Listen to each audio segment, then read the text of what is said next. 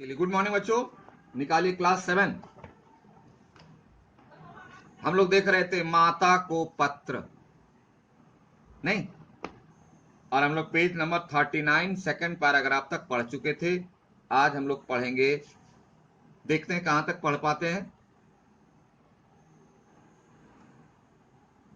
और आज का स्टार्टिंग पैराग्राफ भी है सुपर।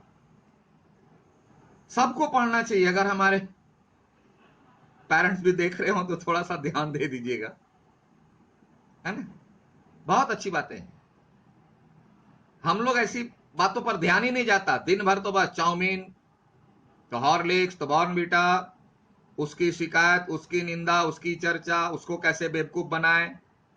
कभी यहां भी ध्यान दे लें कि हमारे देश के ऐसे नेता जिन्होंने अपनी पूरी जिंदगी को हमारे लिए न्यौछावर कर, वो क्या सोचते, उनकी सोच किस लेवल की है और क्या सच है।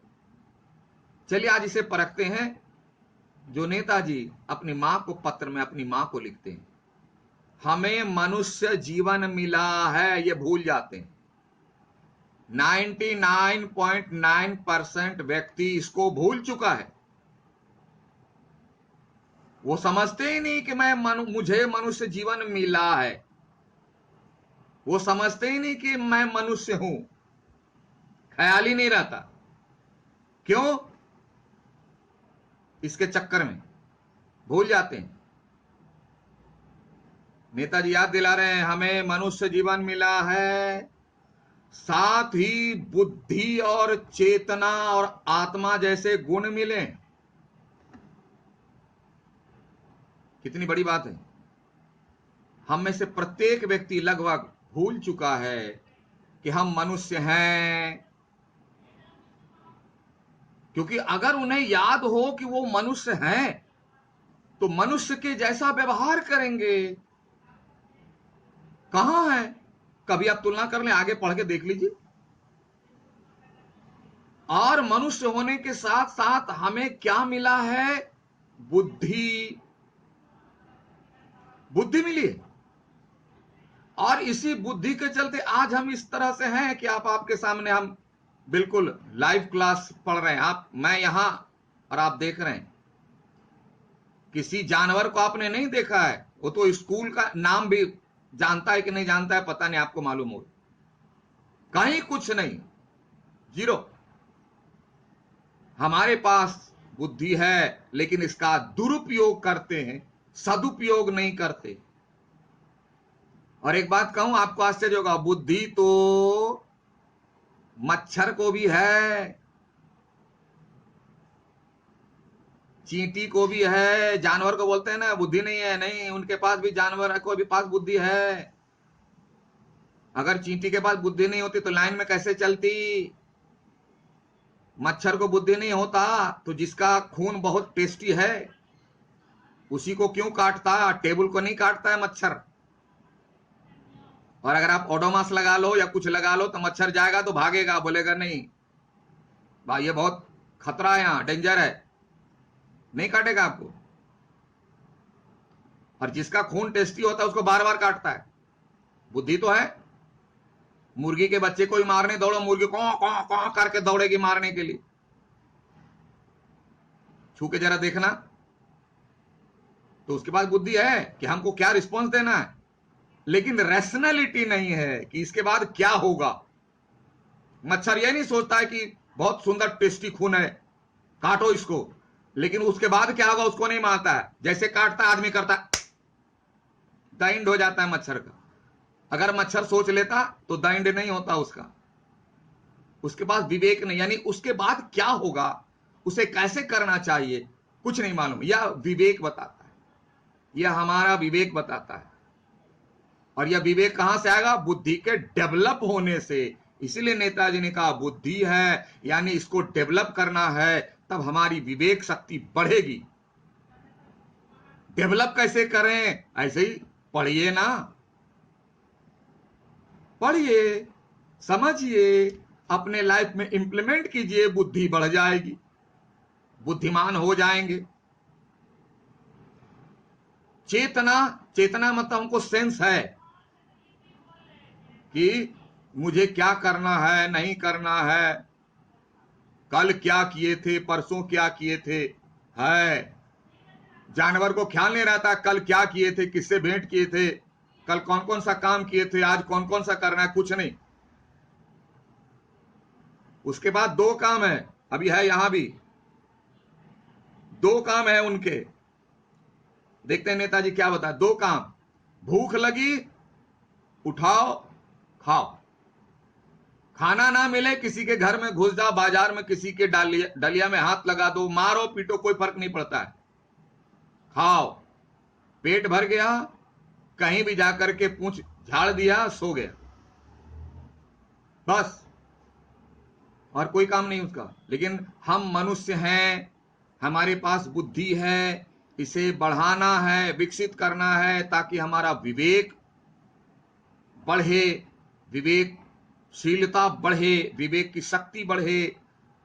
हम चेतन हैं, यानी हमें याद रहता है कल परसों भूत वर्तमान, याद रहता है, उसके आधार पर हम आगे बढ़ें और आत्मा जैसे गुण मिले। आत्मा, ये आत्मा वास्तव में है क्या? हमें हर चीज की याद दिलाती है। हमारा कनेक्शन वहां से जोड़ता है कि रियल में मैं हूं कौन, मैं कौन हूं। यानी हर चीज की जानकारी मुझे आत्मा से मिलती है। तो बोले सर इससे भेंट कैसे होगी? भेंट करने का एक ही तरीका है, बहुत सिंपल तरीका। इसको, इस आंखों को बंद कीजिए और अपने अंदर ढूंढिए कि कहां है आत्मा। और लेकिन बाहरी साउंड कान में नहीं आना चाहिए, क्योंकि बाहरी साउंड जहां कान में आएगा तो वो डिस्टर्ब करेगा, वो बाहर की ओर अट्रैक्ट करेगा, आकर्षित करेगा और आपको डिस्टर्ब करेगा कि भीतर क्या देखते हो, बाहर जरा देखो ना। आदमी बाहर देखने के चक्कर में भीतर देखना छोड़ दिया, आत्मा की आवाज सुनना छोड़ दिया, नहीं सुन पाया और आदमी भटक गया। इसलिए नेताजी कहते हैं इन्हें पहचानिए कि हमारे पास ये तीन गुण हैं। पहले तो मालूम ही नहीं है कि हमारे पास ये तीन गुण हैं, मालूम पड़ेगा तब ना यूज करेंगे। जैसे एक व्यक्ति जो है बाजार चला गया, मार्केटिंग कर लिया, पॉकेट में दिखा पैसा ही नहीं है, दौड़ा दौड़ा घर आया, पत्नी पूछती है कहा क्या हुआ? बोला अरे देखो मार्केटिंग कर ली, दुकान सामान में छोड़ दिए, पैसा ही लेना भूल गए पर्स। बोला पर्स तो आप ले गए थे। बोला आपने ढूंढा? बोला हाँ ढूंढा। बोला देखे तो पीछे वाले पॉकेट में, पॉकेट में ही पैसा है, पर्स है। अब वो बेचारा वहां से भटक के दौड़ के आ गया। हमारा भी हाल वही है, हम ढूंढते नहीं है कि हमारे अंदर कौन कौन से गुण है, तो ढूंढते नहीं है तो यूज कैसे करेंगे? ऐसे ही भटक रहे हैं। जैसे दुकान से दौड़ा दौड़ा घर आया है, उसी के पास, उसी के पॉकेट में, यूज नहीं कर पाया। तो उसी तरह नेताजी कहते हैं हमारे पास बुद्धि है, चेतना, आत्मा जैसे गुण मिले, लेकिन इन सब के होते हुए भी, यानी पैसा है, धन है, फिर भी हम जानवरों की तरह बिहेव करते हैं, इसका यूज नहीं कर रहे हैं, ना बुद्धि का यूज करते हैं, ना चेतनता का यूज करते हैं, ना आत्मा जो कहती है उसकी बात सुनते। इसलिए नेताजी कहते हैं लेकिन इन सब के होते हुए भी यदि हम पशुओं के समान खाने और सोने से संतुष्ट रहें, देखो दो बात ये भी करें,